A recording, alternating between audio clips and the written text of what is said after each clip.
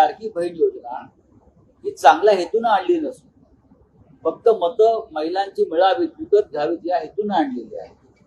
अजित पवार हे स्वतः बारामतीमध्ये पराभूत होते. बारामतीच्या सगळ्या लाडक्या बहिणी बरं का या त्यांना पराभूत करणार. महाराष्ट्रामध्ये सगळे गद्दार आमदार गद्दारांविषयी म्हणतो पुन्हा विधानसभा दिसणार नाहीत आणि लाडक्या बहिणीच त्यांचा पराभव करतात. या लाडक्या बहिणी एवढा लाचार नाहीये. याचा अर्थ असा आहे की ह्या ज्या योजना जाहीर केल्या त्या आपल्या लाडक्या बहिणींसाठी नसून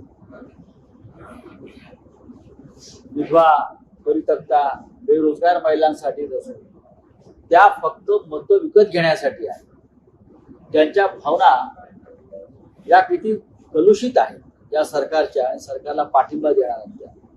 हे सरकार काय हे पैसे काय त्यांच्या खिशातले आले का?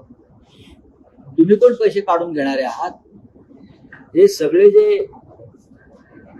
ज्या आमदारांचं आपण नाव घेतलं त्यांच्या पत्नी मला वाटतं पराभूत झाल्या अमरावतीमध्ये. त्याच्यामुळे त्यांची मानसिकता तपासून घ्यावी लागली आणि तेही पराभूत होणार आहे त्यावेळेस.